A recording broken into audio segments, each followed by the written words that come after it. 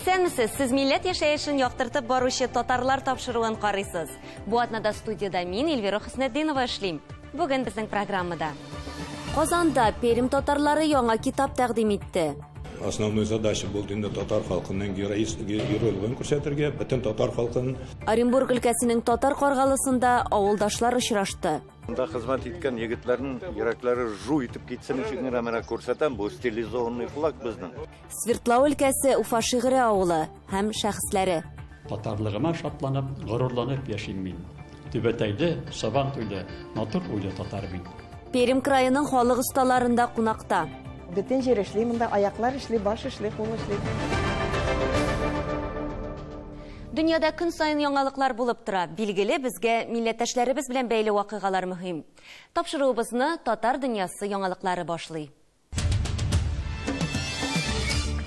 Быел Нижневартовскида федераль Сабантуй онлайн рәвештә узды. Бәйрәм вакытында 4 төбәктәге татар оешмасы арасында килешү төзелде. Аерым алганда Татарстан, Төмән өлкәсе, Ханты-Мансый һәм Ямал-Ненец автономияле округы хезмәттәшлек турында килеште. Алга таба координацион шура булдырылачак. Татарстан мөселманнары быел хаҗга бармаячак. Пандемия сәбәпле Сауд Арабстаны корольлеге хакимияте 2021 елда хаҗ гыйбадәтен үтәү өчен хаҗиләрне чикләнгән санда гына кертү турында карар кабул итте.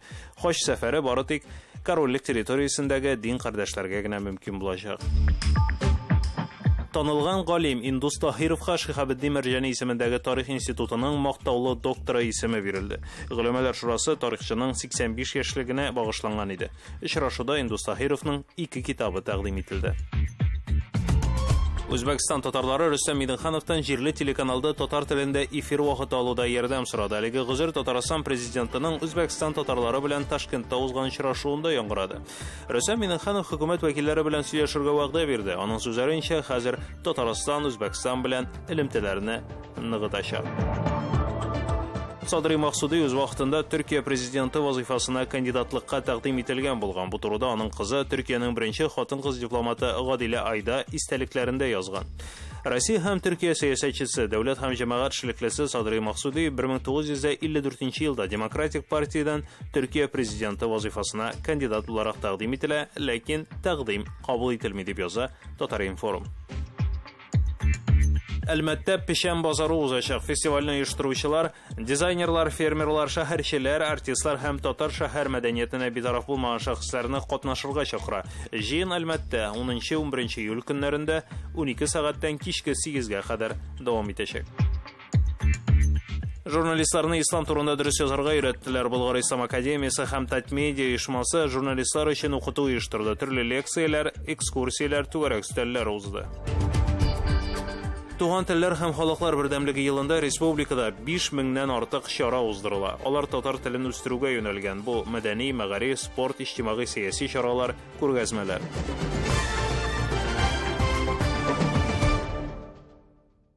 Хөрмәтле тамашачыларыбыз, без сезнең белән һәр даим элемтәдә. Татар дөньясында булган яңалыкларны сез дә безгә юллый аласыз. Адресыбызны экранда күрәсез.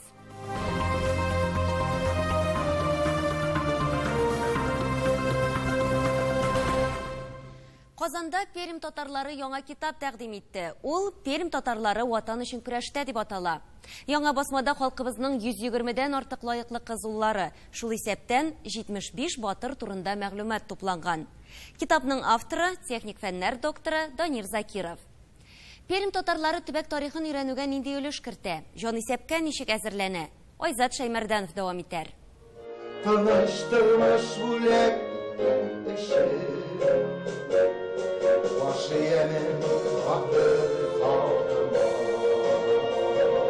Пермь татарлары яңа китапларын патриотик җыр белән тәкъдим итте. Моның символик мәгънәсе дә бар. Әлеге хезмәт нәкъ менә сугыш темасына багышланган. Ул Пермь татарлары ватан өчен көрәштә дип атала.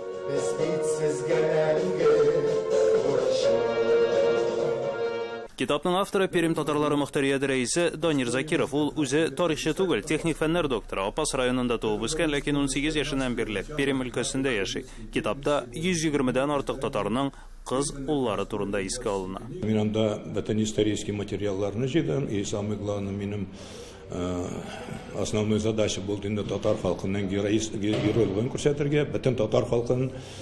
Аннан соң мин анда яздым.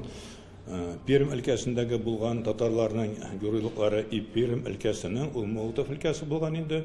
Аның керткән өлеше җиңүгә, значит, әйтергә кирәк. Анда бит промышленный район и безнең, значит, Пермь өлкәсе әйтергә кирәк, ул Кузница вооружений. Пермь татарлары китабын Татарстан галимнәре дә уңай бәяләде. Аның бит төп эше ул энергетик бит ул. Ул бит шушы энергетик өлкәсендә эшләп, шушы бөек исемгә техник фәннәр докторына әверелеп, профессорга әверелгән кеше. Менә без бүгенге көндә тикшерү ул аның татарлыгы, аның җаны, аның татар җаны чын мәгънәсендә. Татарлыгы беренче урында аның төп эшендә дә алга әтелгән. Һәм инде татарны мәңгелек итү өчен бик күп эшләгән кеше ул. Үзенең оешмасында автономияда, Пермь шәһәрендә һәрвакыт төбәкчеләргә ярдәм итеп, матур итеп чаралар үткәреп, менә мондый матур китапларның презентациясында үзем булдым. Данир Закировның хәзер дистәләгән китабы бар. Бөек Ватан сугышында Пермь татарларының батырлыгын күрсәтү, милләтне берләштерергә ярдәм итә. Һәр хәлдә җанисәп алдыннан бу мөһим вакыйга диләр. Пермьдә 30 меңдән артык татар халкы яши. Бу беренчедән әйтергә кирәк, тарих безнең киләсе буыннарга да истәлек булып калачактыр дип уйлыйм. Менә кайсы авылны, кайсы районны, кайсы җирлекне генә карамасаң да Пермь краенда анда татарның тарихы ярылып ята. Бүгенге көндә менә әлеге 50-гә якын әлеге төбәккә караган китаплар, хезмәтләр, ул менә еллар дәврендә фәнни эзләнүләрнең, төрле экспедицияләрнең, анда уздырган чараларның нигезендә һәм бүгенге көндә менә татар тарихын тәшкил итә әлеге җирлекнең. Алга таба яңа фәнни изләнүләр дәвам итәчәк. Хәзер Татар конгрессы Идел буе татар авыллары турында яңа китап әзерли. Аны җанисәп алдыннан көзен тәкъдим итәргә җыеналар. Айза Шаймарданов, Татарлар, Казан. Совет чорында чит илләрдә хезмәт иткән авылдашлар Татар Каргалысының Сакмар елгасы буенда җыелды. Аларның күпчелеге төрле елларда Алман илендә хәрби бурычын үтәгән. Бу төркем бүген дә горурлык хисе уята. Ветераннарның хатирәләре, истәлекле фотолары һәм солдат балык шулпасы хакында Фирүзә Әбсәләмова репортажы. Узган елны 4 тәүгенә булсалар, бу елны алар шактый. Чишмә башыннан ук даими җитәкчеләре. За границада, в частности, Германиядә хезмәт итәргә менә хәзерге иштүләр буенча, интернет буенча, берничә критерий буенча сайлап алганнар икән егетләрне. Тарихка күз салсак, сугыш тамамлану белән 76 ел элек Алман илендә Совет гаскәрләре төркеме оеша. Оның хәтта үз бәйрәм көне дә бар. Ул 9 июнь. Бу төркемдә 1945 елдан алып 1994 елга кадәр СССР һәм Россиянең 8 миллион ярым гражданины хезмәт итә. Төркемнең максаты да җитди. Сугыш куркынычы янаган рәвештә әлеге төркем СССРның хәрби көчләре һәм Варшава шартнамасында катнашучы дәүләтләрнең кораллы көчләре килеп җиткәнче чик буен тотарга тиеш була. Алман илендә хезмәт иткән ветераннарның иң олысы Рәфкать Касыймов. Ул хезмәткә 1962 елда алына һәм 3 ел хезмәт итә. Безнең штаб киттеләр Абусайында ук. Карибский кризис булды. Германиядә көчләнеп булып, шунда апарып куйдылар безне. Соңрак хезмәт итү еллары кими. Раил Мавлудовның сөйләвенә караганда, сыйныфташлар да бергә күпләп хезмәт иткәннәр. 16 елны майда киттек. Абдракилов Рауил, Хаян Рауил, Каримов Җәүдәт, Саитов Зарифлар, Апашев Раис. Авылдашлар үзләре белән бергә хезмәт иткән Татарстан егетләрен дә сагынып искә алдылар һәм сәламнәрен юлладылар.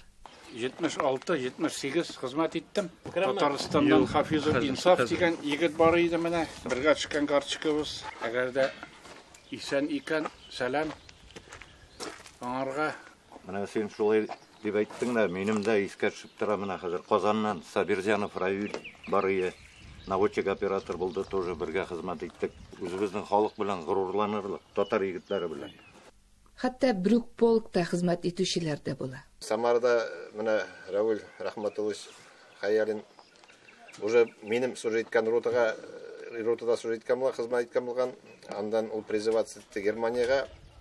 Аның артыннан ярты елдан соң мин дә шул штаб, шул полкка, шул шәһәргә Перлибергка килеп эләктем.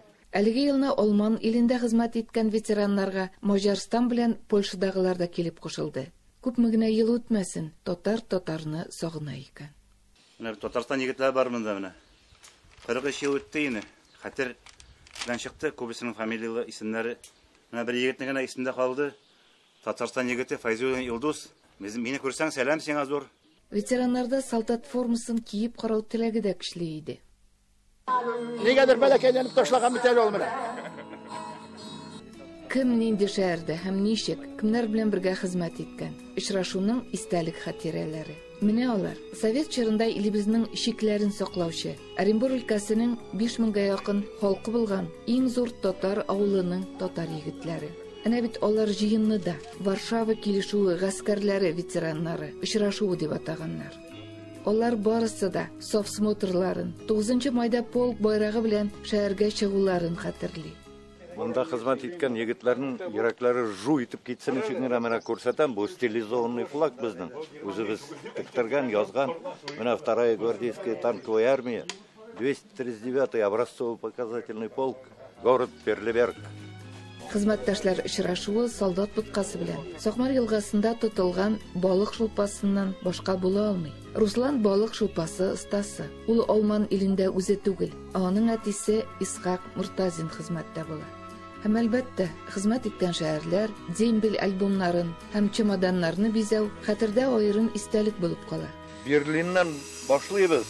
Берлин, Потсдам, Вюнсдорф, Намбург, Фюрстенберг, Магдебург, Перлиберг, Витшток. Хәзерге кешенең колагына ул дикость. Ә безнең вакытта нормально барып хезмәт итеп кайтайык шунда 2 ел. Хәрби хезмәттән соң кемдер тыныч тормыш профессиясын сайлый. Ә кемнеңдер ыныклары, әтиләре һәм бабаларының хәрби язмышын кабатлый.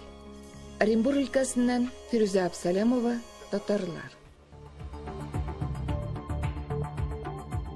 Сез татарлар тапшыруын карыйсыз. Программабызның икенче өлешендә. Свердлау өлкәсе Уфа шигъри авылы һәм шәхесләре. Татарлыгыма шатланып, горурланып яшим мин. Түбәтәйдә, Сабантуйда, матур уйлы татар мин. Пермь крайының халык осталарында кунакта. Бөтен җир эшли, монда аяклар эшли, баш эшли, кул эшли. Мин үземне шагыйрь димим, тик шулай да язгалыйм. Сүзне сүзгә ялгый, кәгазь битен сызгалыйм. Ди үзе турында бүгенге сюжет героебыз Шәмси Шахмаев.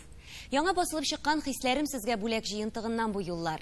Свердлау өлкәсе Уфа шигъри авылында әлеге китапны тәкъдим иттеләр. Бу Шәмси Шахмаевның үз көче белән бастырып чыгарган беренче китабы. Гомумән шигырьләр язудан тыш, ул әле авылның аяклы энциклопедиясе дә. Туган як тарихы белән кызыксына, мәгълүмат туплый, архивларда утыра, киләчәктә Уфа шигъри авылы турында китап бастыру теләге белән яна. Тыңгысыз татар җанлы милләттәшебез белән Гөлия Садыкова очрашып кайтты.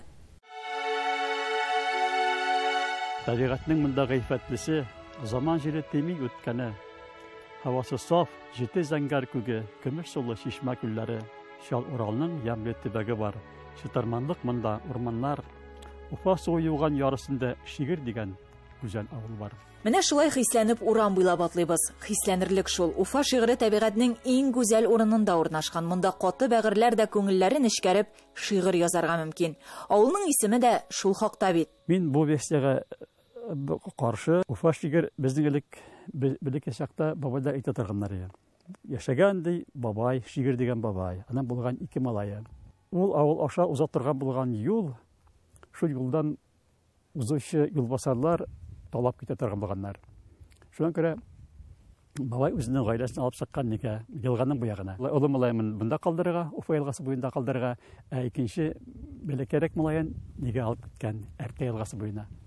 Анда Әртә Шигыр авылы уйышкан, менә монда Уфа шигъри авылы уйышкан. Менә бу версия дөрес дип уйлыйм мин. Шәмси Шахмаев шагыйрь генә түгел, авыл тарихын, аның үткәнен барлый инде 10 ел дәвамында. Уфа шигыренә Казаннан бер төркем тарихчылар да килеп китә. Алардан да шактый гына мәгълүмат алып кала. Архивларда утыра. Киләчәктә Уфа шигыренең үз китабы да булыр иншалла ди ул. Скалазыбовның әйтүе язуы буенча, безнең авыл барлыкка килгән 1647 елны. Биредәге халык җирле, Казан алынганнан соң күченеп килгән татарлар да бар. Шуңа авылга нигез иртәрәк тә салынган булуына ишарә бу дигән әңгәмәдәшебез. Авыл тарихы белән кызыксынуым озак еллар физика-математика укытучысы булып эшләгәннән соң, лаеклы ялга чыгар алдыннан җирлек рәисе вазифасына күчкәч башланды ди. 15 ел дәвамында авыл тормышы белән кайный Шәмси әфәнде. Ул чакларда әле совхоз бар иде, авылыбыз гөрләп яшәде. Бер заман бар да бетте. Халык бераз төшенкелеккә дә бирелде. Тик үзләрен бик тиз кулга алдылар ди. Дин бездә көчле. Шу дин безне алып калды. Халык içindәге үзләренең ниләрен хәлләрен аңлап алып, дингә бештеләр, йөри башладылар, эшкә балталарын ташламадылар кулдан, кичәгалып киттеләр Халтурага, Свердловскийга, Михайловскийга фрайтерып, өйтәмгә күтәрелеп киттеләр. Мәчет төзелде 1996 елның 16 январында астылар аны. Шуннан соң икенче мәчет асылды, кадимә мәчет дип нәтиҗә нидә ансәтле кирәк мәчете 2000 елны. 2011 елны менә бу элекке клуб мәчеткә әйләнде. Бүген салада 600-гә якын кеше яши. Берничә башкорт, рус милләтләре вәкилләренең гаиләләре бар. Авылның киләчәге өметле. Яңа йортлар, урамнар төзелә, асфальт юл түшәлгән, фельдшер-акушерлык пункты, мәктәп, мәдәният йорты гөрләп эшли. Бүген мәдәният йортында Шәмси Шахмаевның "Хисләрем сезгә бүләк" дигән яңа китабын халыкка тәкъдим итү кичәсе иде. Шарага мәктәп яны лагерына йөрүче укучылар, авыл халкы, җирле Рәйхан ансамбле чакырылы иде. Әлеге китап Шәмси Шахмаевның икенчесе, беренчесе иганәчеләр ярдәме белән басыла. "Хисләрем сезгә бүләк" китабы 100 данәдә басылган. 2 шигыре урын алган. Иҗат дөньясына кирип китү тарихына килсәк, мәктәптә укыган чакта яза башладым мин. Безнең бик яхшы булды укытучы Шәрәфислам бар, Рәвилапа. 1 майга карата шигырь ятлап килергә кушты безгә. Мәйтәм мөмкинме, мәйтәм үзем язып килергә дип. Тәм язып килдем, укыдым. Шуны бастырып чыгарды апа Истин газетага. Шәмси Шахмаев шушы авылда туып үскән. Китабында авыл, аның халкы, милләтебезгә дан җырлый ул. Җыр дигәннән дистәгә якын шигыренә көйләр язылган. Аларны җирле Рәйхан ансамбледе, башка танылган җырчылар да бик яратып башкаралар.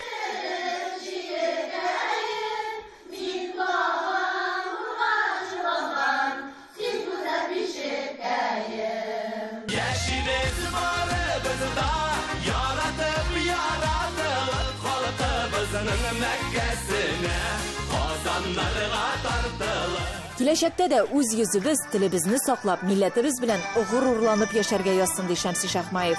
Татарлыгыма шатланып, горурланып яшим мин. Түбәтәйдә, Сабантуйда матур уйлы татар мин. Гөлия Садыйкова, татарлар, Уфа шигырь авылы, Свердловск өлкәсе. Тарихны белмәгәннең киләчәге юк диләр. Без әби-бабаларыбыздан калган гореф-гадәтләребезне өйрәнеп, киләчәк буыннарга тапшырырга тиешбез. Пермь краенда моны яхшы аңлыйлар. Югары Сеп һәм Түбән Сеп авылларында без борынгы һөнәрияләре белән таныштык. Тукучылар Нәсимә Гайсина һәм Фәнәзия Шакирова Пермь краеның халык остасы дигән исемгә дә лаек булган. Күпләр музейларда гына күргән туку станогында без дә эшләп карадык. Киләсе сюжетны карыйк. Бу якларда яшәүче милләттәшләребез иҗади да, уңган тырыш та, кул эшләренә дә оста. Кунакларны әнә шулай тукыган сөлгеләр тотып, сый-хөрмәт белән каршы алалар. Татар халкы бизәкле сөлге тастымалга аеруча мөкибән. Бер генә Сабантуйда алардан башка узмый. Ул крәш батырына да яхшы бүләк, җыр-биюләрдә дә сөлгеләр кулланганнар. Тукучылык татарларда киң таралган һәм борынгы кәсепләрнең берсе. Ә бит элек-электән шулай була. Ике сөлгедә бер төрле бизәкне күрмәссең. Фәнәзия Шакирова үрнәкләрне нигездә газета-журналлардан карый, әнисеннән калган эшләнмәләргә карап та ясый. Тукучылык эшендә төп шимал, җитен, киндер һәм йон була. Аларны үзләре әзерләгән. Хәзер инде җипләрне сатып алырга мөмкин ди ул. Мин үзем белгәннән башлап шушы недостанок белән суам инде. Әнигә бу шул утырдым элек бала чакта. Тастыма сукканда үзеңне сул булмый. Бала чагында ук әнисеннән өйрәнгән һөнәрне төрле эшләр, тормыш мәшәкатьләре белән бераз унытып та тора. Тик лаеклы ялга чыккач, янә дәртләнеп тукый башлый. Кай вакыт эш күп була, шул хәтле эш күп, кайгы күп, эшем күп. Китәр җирем була. Эшне касыннан башларга белмәйсең. Утырам да бер 10 минут, 15 минут сугып алам. Үземне үзем тынычландырып алам. Фәнәсия Шакированың бөтен өйен туқыган әйберләр бизи, тастымаллар, паласлар да суга шигә, бәйли, күңел җылысын биреп ясалган хезмәтләр. Сатуга да куям, заказ да бирәләр. Идән җәмәгә күп заказ бирәләр. Булай паласларга заказ бирәләр. Нәгә диваннарга набор ясалган, набор итеп җәяле. Димәк, сорау бар. Сорау бар. Эшләүчесе бармы? Эшләүче азрак. Ну, элек кайда хәзер эшләүче азрак инде.